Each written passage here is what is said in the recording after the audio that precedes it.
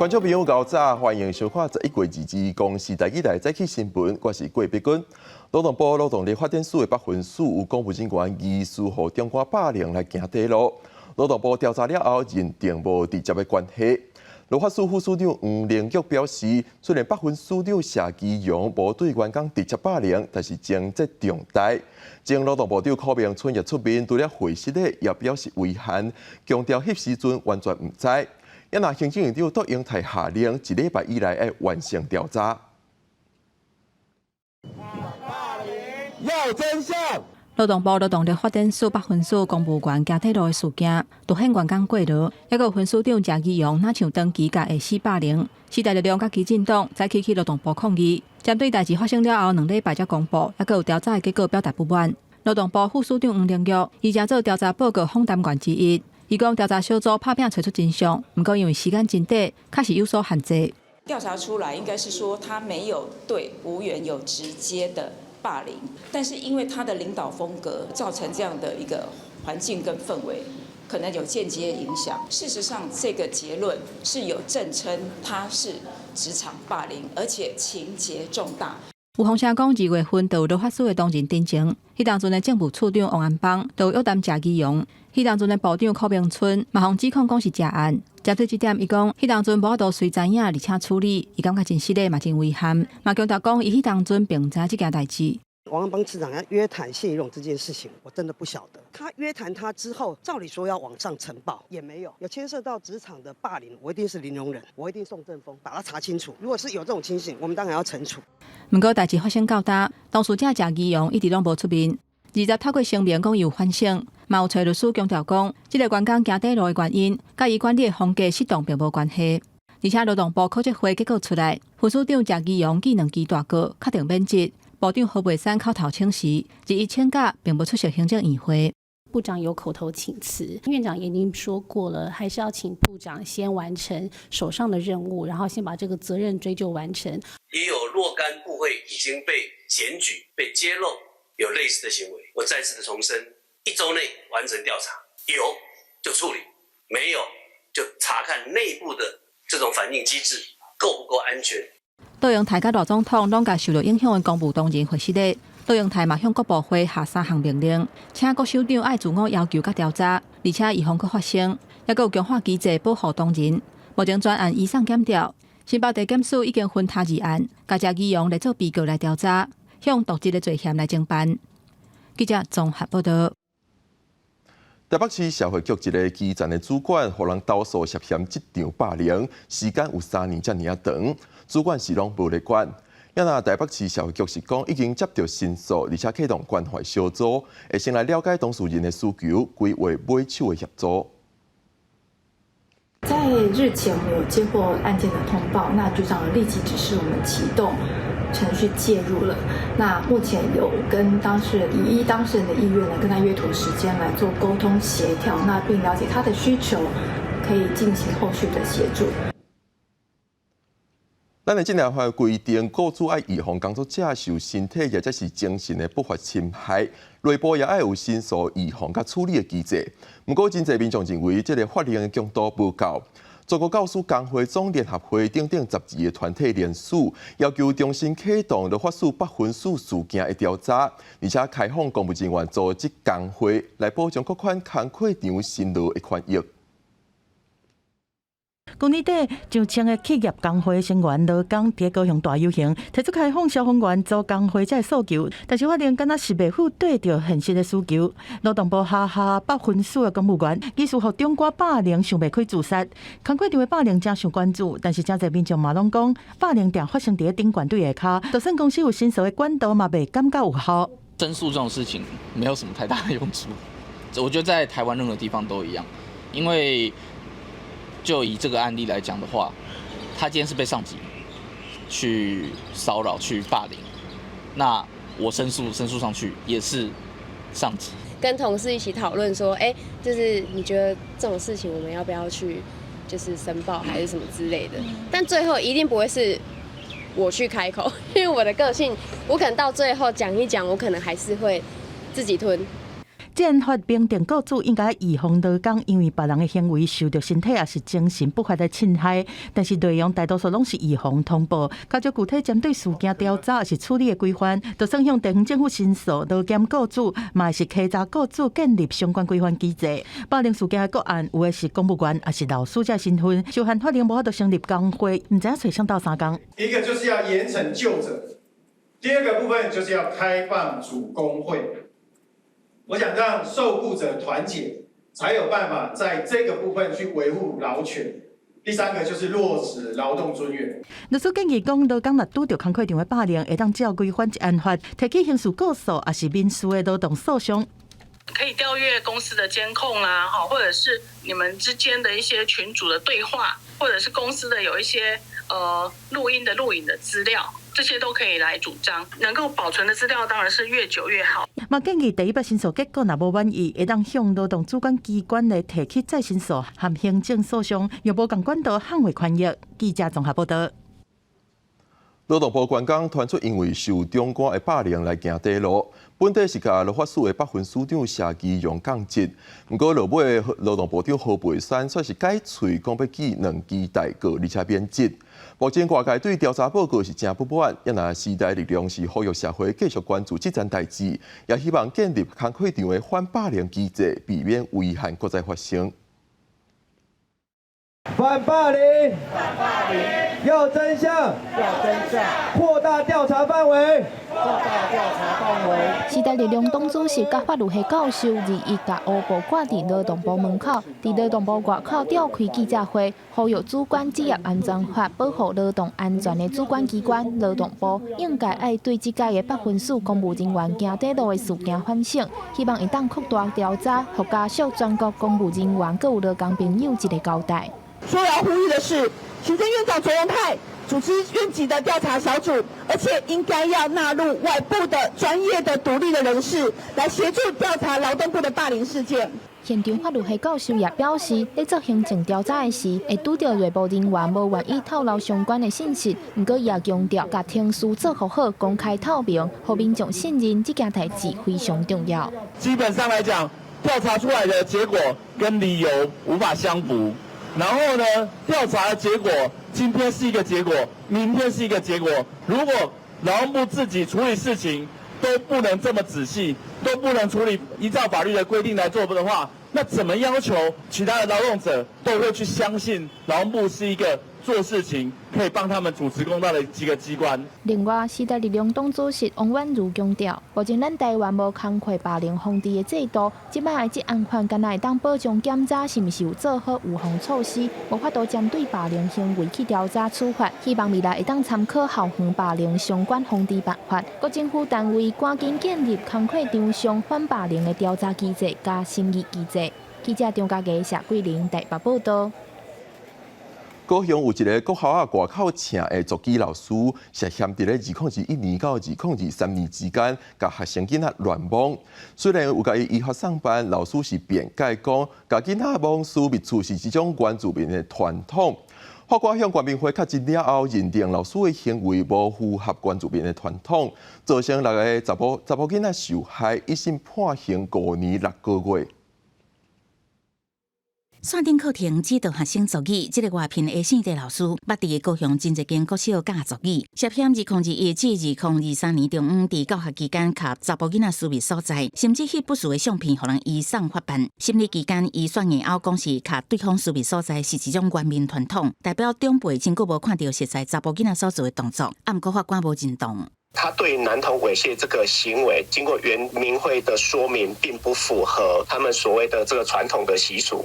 法官认为这是硬拗的，因为伊教的学生囡仔毋是真久无看，受害者嘛讲老师无教过这个传统。清查了后，确认县地老师涉嫌对5间国小拢总6个查甫囡仔威胁47届，一审判刑5年6个月。市府回应，这个族语老师本来服务学校有12间，目前学校拢已经聘请其他族语教师，也是申请中央线顶同步教学，来维护学生囡仔的受教权。带着性别歧视，或者是会造成一些性别的不平等的一个因素的话，我们其实是有大人们或社会政策是有一些责任，我们要是针对我们的文化来做一个检视。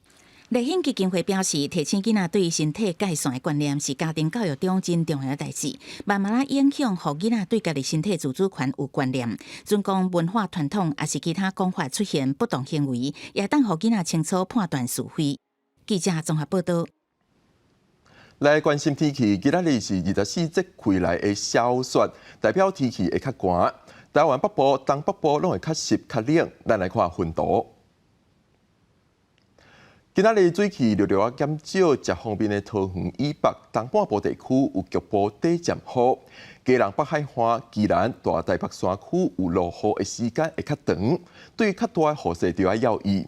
新竹标立地区伫咧甲中南部山区有会小可落雨，因若中南部地区甲平湖、金门、马祖是多云到好天的天气状况。温度的方面，北部、东北部温度17到23度，感受是较湿较冷。因若其他的地区透早暗时低温18到22度，花莲台东地区高温24到26度，中南部地区早时暗头啊温度差异会较大，高温来到26度到28度，平湖是21度到23度。因若金门、马祖是相对较凉冷，规港温度是16到21度。拜四全台平地上低温出现伫咧新北市的富贵角加石碇，只有16.7度。不过上高的时间也未到。气象署是表示，下礼拜受东北季风影响，日期无排除会因为冷气团北部地区上低温可能来到14度，因若中南部的低温嘛可能只有16度。台北市过车红灯的民众，每一人身上拢有挂套、喙罨、雨伞这3种基本的装备，规身躯是包条条。不过上寒的时间也未到，气象署表示，后礼拜一有一波的冷气团落来，北部上低温敢若剩14度，中南部地区嘛敢若16度。低温如果是以北部来说的话，大概会是介在14、15度左右。那如果是在中南部地区的话，大概会高一些，大概在16度左右。除了天气冷叽叽，互人感觉真爱困。北部宜兰地区连续落规礼拜雨，嘛互人感觉真压榨。气象署表示，北部宜兰地区会落到拜六、礼拜二东北季风减弱，全台会出现难得的好天。不过日期开始，阁要出现规礼拜落袂停的雨。那到了27号呢？因为整体上来说，可能会有一些华南的水汽移入，所以整体上是下周这一个降雨范围最广的一天哦。就除了在北部东半部之外呢，在中南部山区，预估也会有一些局部的雨势。气象署表示，拜四全台平地上低温伫咧新北的富贵角甲石碇，敢若16度.7。气象署嘛提醒民众准备要迎接后礼拜全台冷叽叽的天气。记者陈阿双、柯敏哲台北报道。咱来看今仔日的报纸。头家显示，自由时报立法院长韩国瑜昨召开调查协商，讨论国民党立委提案的罢免爱家父身份证影本等等的选罢法修正草案，但是调查是无共识。韩国瑜在是依照议事规则来处理，上紧可能伫咧今仔日的议会会表决。因为民间团体今仔日是号召民众伫咧立法院4个位行动。呼吁选罢法修正草案无应该伫咧议会经表决通过。接下来是联合报，教育部昨召开私校体场审议会，其中高雄市私立基美工商，因为董事会甲校友甲善心人士的捐款已经甲负责行了，所以改读专辅学校。不过，嘉义市私人仁义高中、滨龙县六兴高中两间学校，因为财务状况明显恶化，并列入专辅学校。但2年来无改善，要停招而且停班。落尾是中国时报，宪法法庭2年进前判决，健保厅福保违反法律保留原则，若无修健保法，明仔法条就会失效。卫福部决定无要修法，互天福保失效。自明仔开始，所有的国民，不管有做国保，拢要继续纳健保费。失效期进前就停保的人，会使继续停保，但是只要回国就要复保。中央银行推动第7波的信用管制措施，加上申请买厝贷款，还咧排队消化。目前买厝的市场有较冷落来。不动产资讯研究中心调查发现，10月北台湾预售厝，逐礼拜来看厝的人减少，有成交的平均一礼拜只有1组，而且10月财政部的新青安贷款的户数创下史上第2低。您怕你的贷款不会过是不是？没关系，我觉得都可以来看看，也许屋主这边都还可以再谈。一直联络客户想要约看厝，不过客户看厝意愿无悬，只好前网络为客户敲找适合的厝型。5万冲关买厝交易量，自从央行推出第7波信用管制了后，嘛互房市透冷风。2、3天都会有带看客人看房子的机会，但是现在呢，1个礼拜有1通电话，其实就要偷笑了。可能半个月你有带看1组，搞不好现在可能都没有。财政部公布10月份新青安房贷统计，受理金额是大票367.34亿，受理户数仅4599户，毋但月减12.81%，佫创下新青安上路以来第2低水准。有民众讲，因为看无房价下落，国家申请房贷可能要排队，买厝的计划只好先划停。钱就已经不够了，不够买了，想要去借嘛，可是借又借不到，或是借又要等很久之类的，那根本就不用玩啊，根本就没有得买房啊！有不动产资讯研究中心调查发现，北台湾10月预售厝的市场，一礼拜平均来客组数，为今年顶半年的34、40组，降到一礼拜16.8组，平均成交组数为4组至5组，降到仅剩1组。买方大致上都在期待所谓的降价，但是呢，在建商这一块来说的话，事实上仍然会去认为说呢，现阶段他们可能大致上都是以低首付来去做应对，但是呢，在降价上面还没有一个明确的方向，因此呢，现阶段可能在买卖双方上面就有所谓的僵持的特性，而导致于说我们这一次看到的买气上面就有明显的衰退哦。专家指出，明年1月，美国准总统川普上任了后，可能影响全球经济变化。国家各银行还佫伫消化贷款条件，未来台湾房市的走向，可能都要听候明年下半年起草才较明。记者综合报道。又过到年底，人力银行调查讲，今年劳工一年赚的薪水平均是80多万，做半导体一年有103万。另外，明年敢有法度调薪水？根据统计，有我5成的企业可能会调悬，平均调3.2%。又过到年尾啊，大家拢伫咧关心年终奖金要安怎分，员工一年的辛苦是毋是咱有正面的回应？有人力银行调查显示，今年整体年薪平均是80.2万，年终的部分平均是1.12个月，比去年比是稍微增加0.04个月。但是其中有11.2%的企业年终奖金比去年较少。这些企业大部分都集中在民生消费产业，还有像餐饮服务业。那它在整体台湾的就业市场上面，他们就本来就属于年薪比较低的企业，他们要竞逐那种高薪的水准，其实必须要靠其他的奖金、福利，还有创意的休假。根据人力银行调查，今年年薪总计前3名，依然是以半导体业第一，平均年薪是103.5万；电信加通信业是95.1万；微类纺织品制造业是94.6万。另外，伫咧非工程职务部分，因为业绩带动高年薪的行业，正像是新青安政策带动房市转列的不动产经纪人，年薪就到152.1万。申请专利的专利师是110.3万，也有汽车销售加通路开发人员，年薪也拢超过100万。因若明年有67.5%的顾问会计法律业会调薪4.1%，超过4成的电信通信加制造业会调薪3.8%。另外，伫咧半导体业、大数产业业加营建业，估计调薪幅度会超过3%。餐饮业是不是就能够调薪？很多的连锁假使它生意好的，相对的它不是调薪了，它那个薪资吸引人。人力银行讲，虽然景气行出高低回升，但是唔是所有的产业拢变好，以后的薪资结果恐惊也是 M 型化的差距，要继续观察。记者综合报道。咱进前的海军成功舰舰长李烈士，前日昨晚去中国驻海的航空展览，对中国扑扑踏踏引起争议。民进党立委区志伟提案修法，甲两岸人民关系条例规范的对象扩大到校校以上，而且有领终身俸的人。实际上的真相告诉大家，让大家观众知道我们中国有多枪。目屎敢袂公司要互国人知影中国有偌强，前海军新疆舰的舰长卢雷斯伫中国珠海航展发表亲中国的言论，引起震撼。外界担心，恐惊会变做中共认知作战的样板。民进党立委区指挥也开始要修法，祭出卢雷斯条款，要甲两岸人民关系条例原本规范的处罚对象是退伍将领，即嘛要扩大到校级以上领有终身服的退伍军人。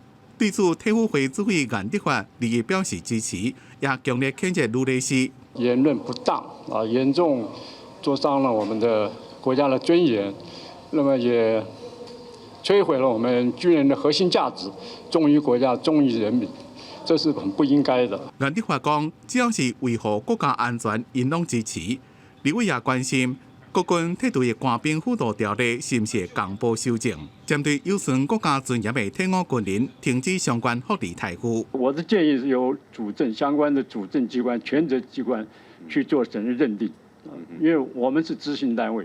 针对退伍官兵抑个退伍将领到中国发表导航主机的言论，最近常常发生。颜德发认为，中共是操作理由通奸，侮辱我国自己的这个国军。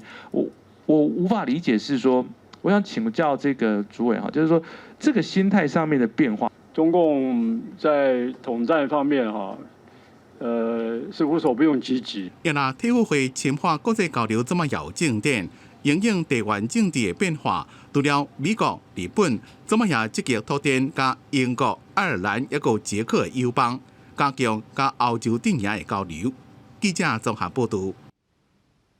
国安局少将谢建华往过是热情地咧做副总统的时会经卫士主任，不过进前逼出体测的成绩造假，今年阁逼出食酒了后，硬甲国防部一个查某上校针。检察院长以谢建华伤害国安局的形象，全部通过弹劾，专案移送电解法院审理。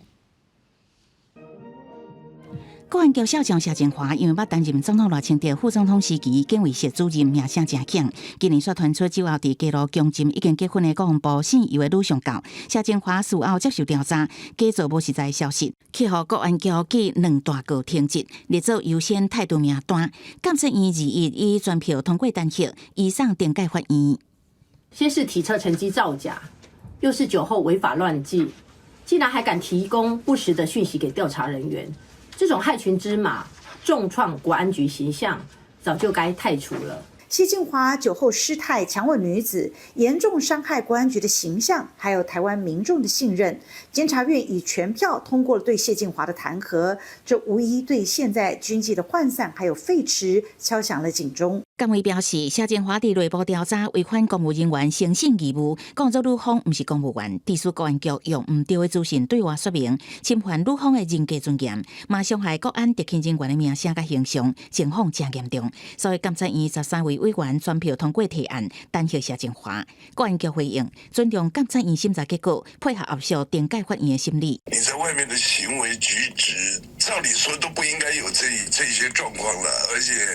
又那么大胆放肆，我考核、教育、训练跟这个都是一个循环，那个有一环没有做好就出问题。谢建华身为国安局人员，任务牵涉到总统等国家重要人士的近身警卫安全，行为操守要更加严格。不过较早争议就不断，包括体测成绩假造不知落台。谢建华触犯禁期，严重损害国安局的形象。立委认为，国安局应该启动内部调查，避免国安人员颠倒变做国安老旁。记者综合报道。国际刑事法院 ICC 以涉嫌战争罪甲违反人道罪，日宣布对以色列总理纳坦雅胡、以色列前国防部长格朗特，还有哈马斯军事首领戴夫发逮捕令。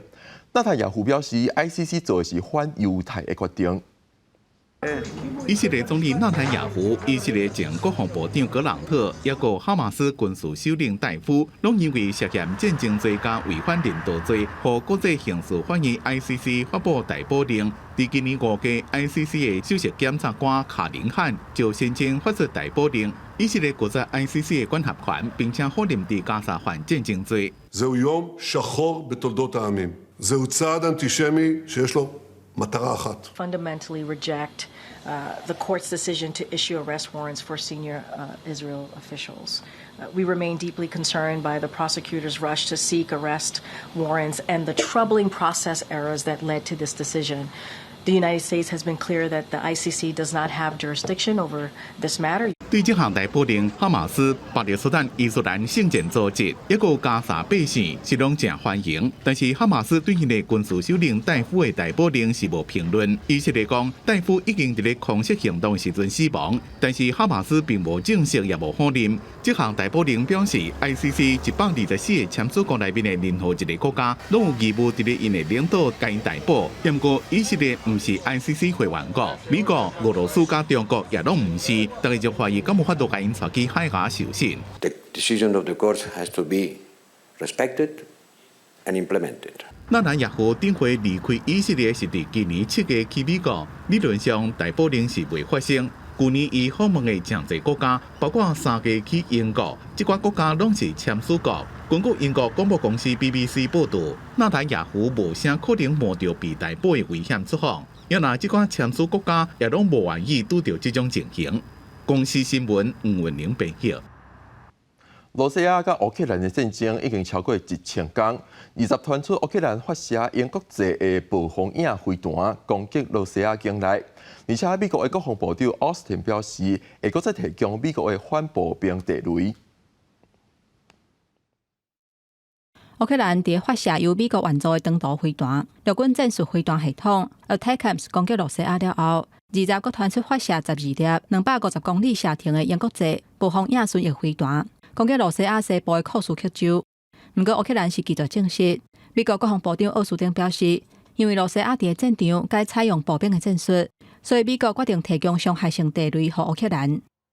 The landmines that we would look to provide them would be landmines that are not persistent. We can control when they would self-activate, self-detonate. 美国甲英国提供武器予乌克兰，外界讲这亲像拍开万恶的鸭肉。乌克兰总统泽伦斯基讲，如果为美国遐摕到计共2亿7500万美金援助的计划，包括无人机、海马斯火箭系统甲火炮等等。不过专家是认为无乐观。This is too little and too late. Ukraine is on a losing trajectory, and this seems very much like a guilt trip on the part of the outgoing democratic administration. 防空警报又搁咧弹，罗西亚、乌克兰的局势这2天搁一界升级。美国、意大利、希腊甲西班牙等等的国家，20暂时甲驻基辅大使馆关起来，因为烦恼罗西亚会发动大规模的空袭。不过乌克兰批评讲，这是罗西亚散布的假消息，因乌白喊讲有大规模导弹甲无人机攻击。要互大家感觉惊吓。Інформаційне нагнітання, яке було сьогодні, якісь панічні повідомлення, які пересилали, все це тільки Росія ж і допомагає. Будь ласка, бережіть себе, допомагайте нашій армії, дбайте, зокрема, щоб ніхто не міг використати ваші емоції в своїх власних інтересах.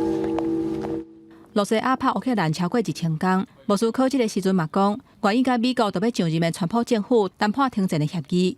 不过这条件对乌克兰是真不利，包括并吞乌克兰2成的领土，未接受乌克兰加入北约，北约的军队嘛未当出现伫咧乌克兰的领土，敢若接受包括中国甲罗西亚等等安理会常任理事国的安全保证，嘛未接受由在乌克兰发展军力。公司新闻新乐培编译。发生在咧2024年2月的佐治亚州雷昆内的女性命案涉案的委内瑞拉非法移民伊瓦拉，这个月伫咧佐治亚州被判无期徒刑，而且未使加释。也因为案件发生伫咧美国大选的期间，非法移民的问题就成做焦点。而且当选总统的 Trump 佫讲要甲非法移民赶走，意思这件案件是引起众人的关注。Count 1, malice murder. I find the defendant guilty. Count 2, felony murder. I find the defendant guilty. Count 1, malice murder. I sentence you to life without the possibility of parole. 这件大家将关心的命案是伫2024年2月2日发生的，地点伫乔治亚大学校园内。现年22岁雷肯莱里当地走近的时阵，去互匪徒暴力攻击，想要性侵了后杀害。凶嫌荷西安东尼奥伊瓦拉，2021年为委内瑞拉偷渡入境，根据政府调查，伊是委内瑞拉出名的乌道阿拉瓜列车的成员。这个乌道伫美国的活动范围有16个州。非法移民甲边界安全是这届美国大选共和党主要议题之一。马代理移民局局长的霍曼已经和总统当选人川普选定是边界安全最高指挥官。同时，川普嘛真一届宣誓，正式上任了后，就要展开大量逮捕也甲赶走非法移民的行动。对这代志，一寡民主党执政的州甲城市地方首长先后表明，会坚定拒绝未来川普政府的措施，除了甲执政范围列入庇护城市，也是庇护州，阁要立法禁止地方警力甲联邦单位合作，执行逮捕也是赶走非法的移民任务。亲像洛杉矶市议会都通过类似的立法，并得要开始实施。另外，马赛诸塞州政府嘛重新申请加入无合作的行列。根据福斯新闻网的报道，移民局20宣布，伫马州逮捕3个非法移民，因分别伫美国甲巴西这个所在犯下性侵儿童的罪名。当地华府得要改掉换代的空棚，墨西哥甲美国边界有出现真侪非法的移民，希望伫川普上任进前会当入境美国，找一个庇护城市也是庇护州通生活。公司新闻，请家人编译。阿富汗塔利班政权一直限制妇女的权益，即马阁拍算要禁册限制民众的言论甲思想。因宣布讲会检查册店、图书馆，阁有进口的册内底，若是有违反伊斯兰，甲有反政府的册，就算是违规，拢会列做禁册。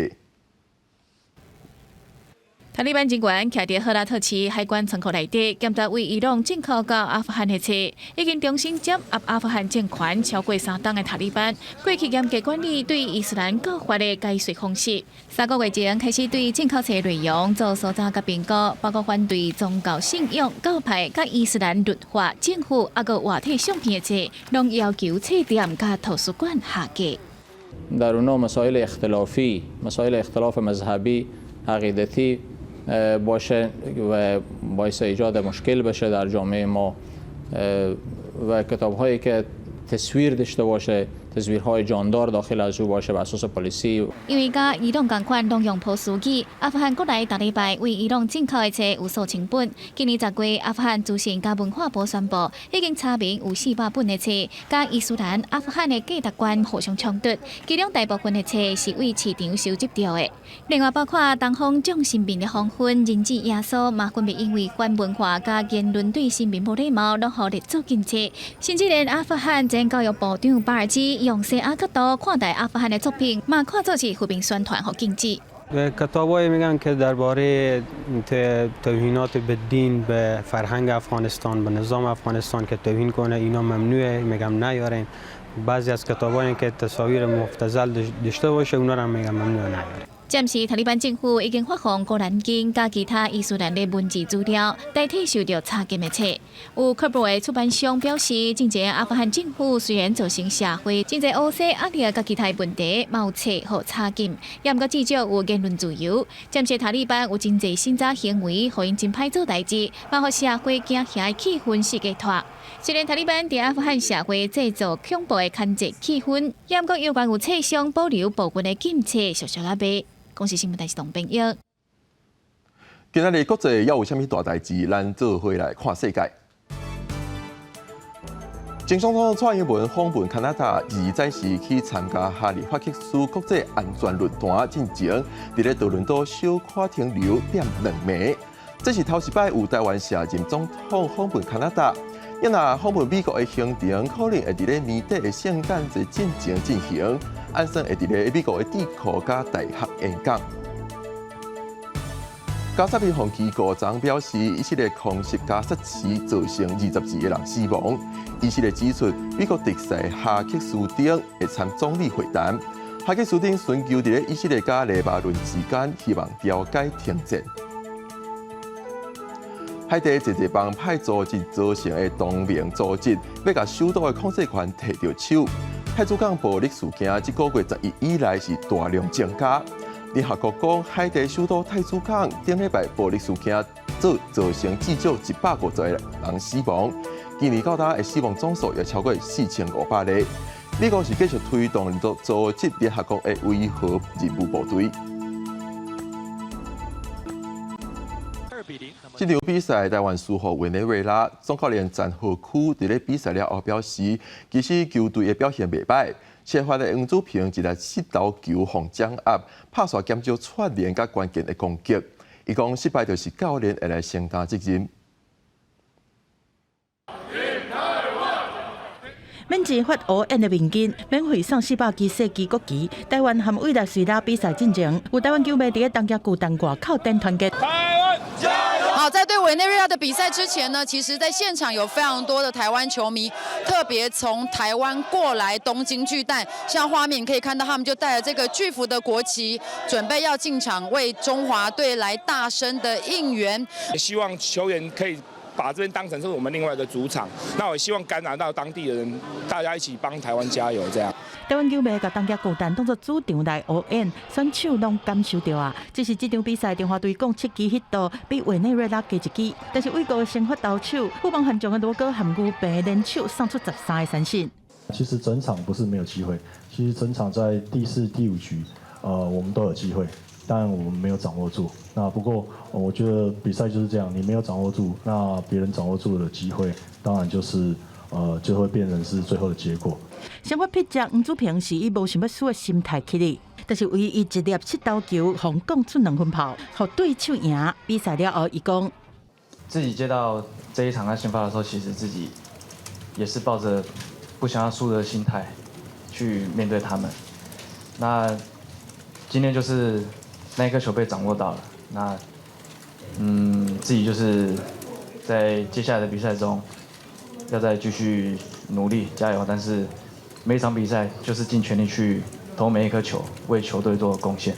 复赛的第一战输啊，总教练詹和库讲责任伊来排，但是这场比赛斗打的整体表现袂歹，明仔阁是新的一天，咱继续来拍拼。记者日本东京采访报道。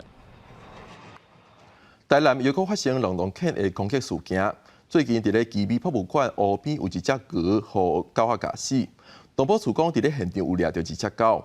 当地里长是呼吁讲，因遐有龙洞犬的占地园区通利用，别阁互龙洞犬四界走，甲人发生冲突。基美博物馆甲领养的都会公园，无论是平常日也是假日，拢有侪人会来遮行搭。伫湖边啊，佫不时通欣赏鹅咧游水。毋过最近却传出其中一只号称乌链的鹅妈妈不幸死去，涂骹爸母是互狗夹落来的。当时有民众翕到狗咧蹭鹅的画面，嘛互游客真毋甘。都好笑，安怎讲？系啊，鹅啊，你即摆伊也甲伊咬一只，较顶下佫爱咬愈济去。基美博物馆讲，这流浪狗并毋是因饲的，有的时阵会看到爱心妈妈来遮饲物件，官方已经通知动保处来处理，我掠到一只狗啊。动保处于今天已经出动麻醉枪，将问题犬捕捉安置。那后续会评估以往仁德暂置区供民众认养。阮甲带去遐是伫遐安置，互伊过足好、足快乐的生活，三顿有人饲，安全佮顾会着。我希望爱妈，你若想要讲照顾这只狗，爱这只狗。咱会当有闲的时阵，咱就来遐甲看。另外，伫新华南科地定区的地方地公园，有狗攻击人的事件。根据了解，有阿嬷参孙来遮散步，煞互狗叫，并将伫名册铺文，望里长出面处理。当地里长同步支付，煞互爱狗林淑梅。比较强烈的字眼在攻击里长，我觉得这样的事情非常的不对。有时候其实我们应该要反过来想，我们要保护的真的是人的安全跟我们里民的安全为重要。零态势政策实施适当，真侪动物收容所面对数量超收、空间小 A 小可的问题，地方里长建议政府爱思考安怎有效改善的方法。记者苏台南采访报道。观光署统计全台观光景点人次上济前10名，排头名是中华的鹿港老街，今年前9个月就有1359万人次去行搭。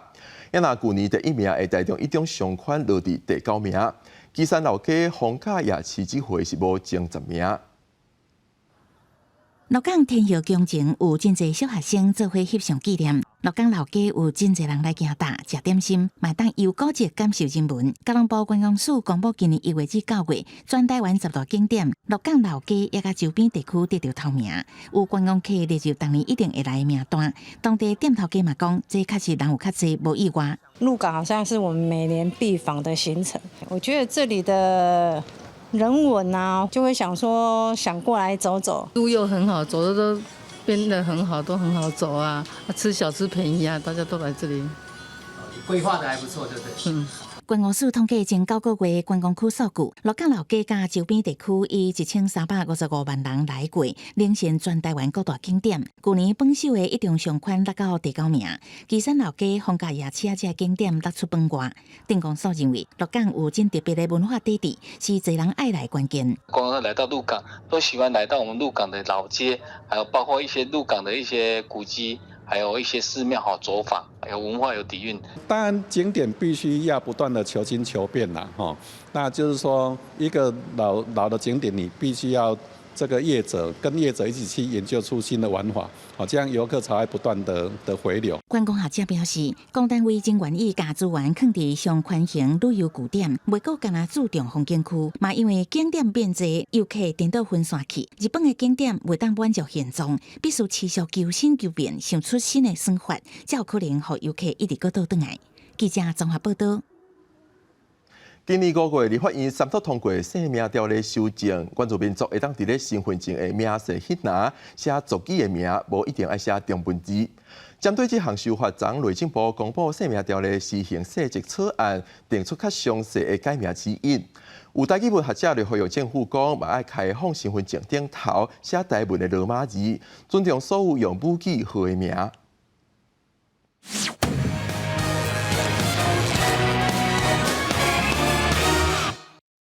世界12强棒球赛当日日，关注民团体特别打拼，用日本话小解台湾球员记了公馆的名声安怎念。今年5月，立法院通过姓名条例修正，允准关注民族身份证用关注民文字写名姓，也通免写中文。拜四内政部公布姓名条例施行细则草案，让民众甲户政机关有依据。由原住民族委员会调查确认传统姓名文化灌输。再由内政部会同原民会订定指引，因此在施行细则增订原住民族应依指引取用传统姓名。虽然2019年开始国家基建发展法，让民众申请护照会当伫外文名册拿为写台文罗马字，但是这摆姓名条例修正，只有开放使用原住民文字，也无就要用中文。学者呼吁增加拿为，和中文名姓、台文罗马字名姓做伙写伫身份证顶头。其实你就算一般咱台湾人咧，讲台语，还是讲客语，还是讲其他无关语言咧，嘛是有这个需要啊。你想无讲你搁加一段罗马字。台语的拼音并不是姓名条例规定使用的文字啦，那需要由国家发展语言法其他的施行细则所规定的相关机关、权责机关共同研商。内政部表示，身份证加写台文名姓，牵涉书写系统、名姓登记系统等等因素，需要由国家语言发展法主管的相关机关修法。那未来法条通过，内政部就会执行。记者郭文林玉凯台北报道。根据卫福部的统计，肺癌是国内癌症死亡率上悬的。中华汉明基督教病院今年加入卫福部的肺癌早期侦测计划，有一个有家族史63岁黄先生接受免费的体检，发现到肺癌，加在是初期的肺腺癌，经过手术治疗，目前病情稳定。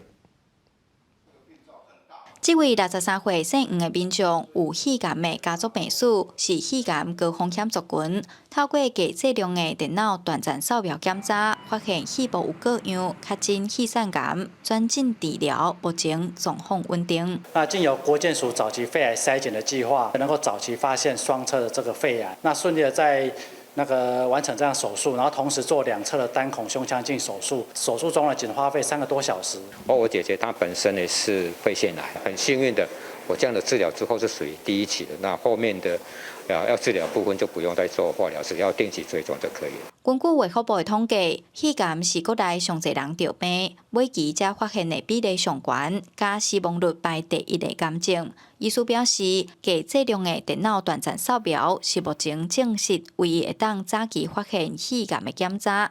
透过这项检查，会当改善过去少电工无法度发现初期肺癌的状况。这个肺癌的病人，因为症状不明显，然后等到检查出来的时候，都已经是很后期的肺癌了，所以预后都不好，死亡率很高。现在有这个低剂量的电脑断层，可以在病人的病灶还很小的时候就可以发现。卫福部国民健康署2022年开始办理肺癌早期的检查计划，提供肺癌高风险族群2年1摆免钱的检查。医师嘛呼吁符合资格民众主动接受肺癌体检，保护家己的健康。记者杨淑晴综合报道。台湾短片小说《台湾漫游录》的英文版，伫咧美国时间11月20日，摕到美国国家图书奖的翻译文学大奖。这是台湾文学头一摆伫咧美国国家图书奖入围得奖。英文版伫咧11月中上市了后，也引起其他国家关注。目前就有英语、日本语、韩国语的版本，也那捷克语的出版也正咧讨论当中。And the winners of the 2024 National Book Award in Translated Literature are Yang Xuanxi.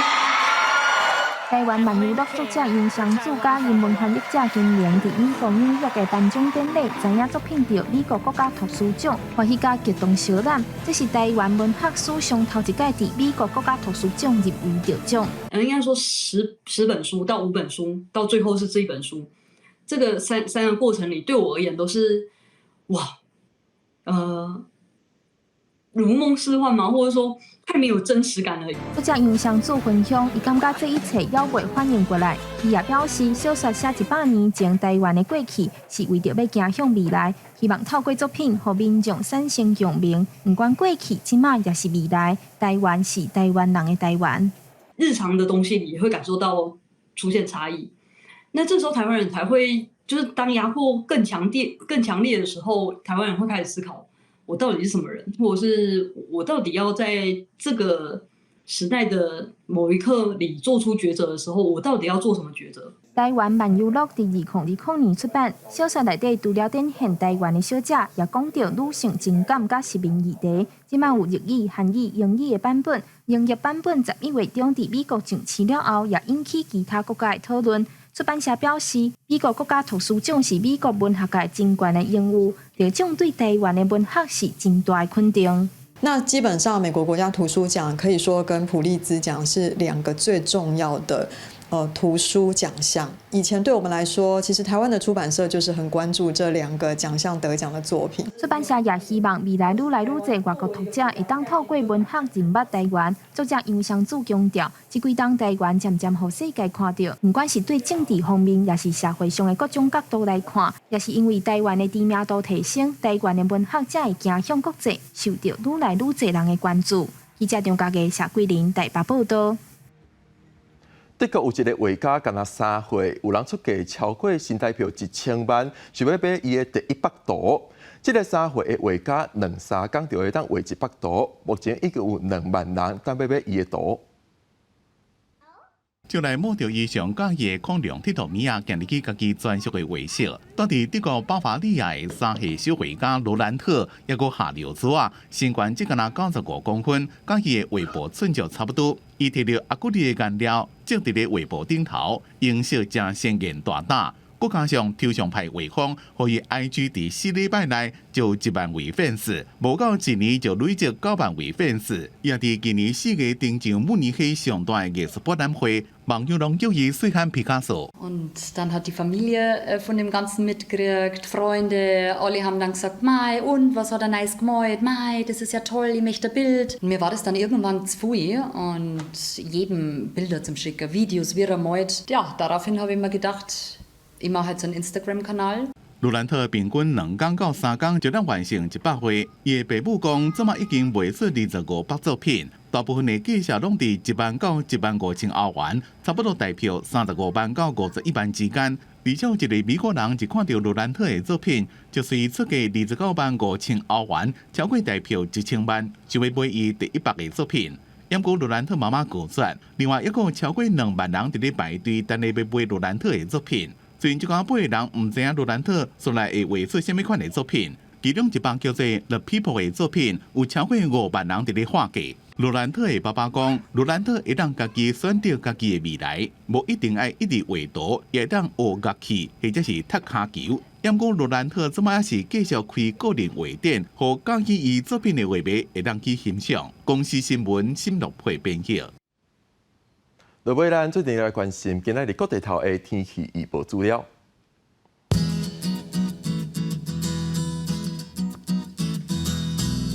北部地区18度到21度，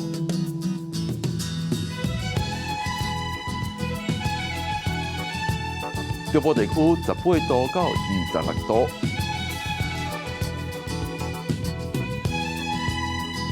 南部地区18度到28度，东部地区17度到26度。高岛地区15度到23度。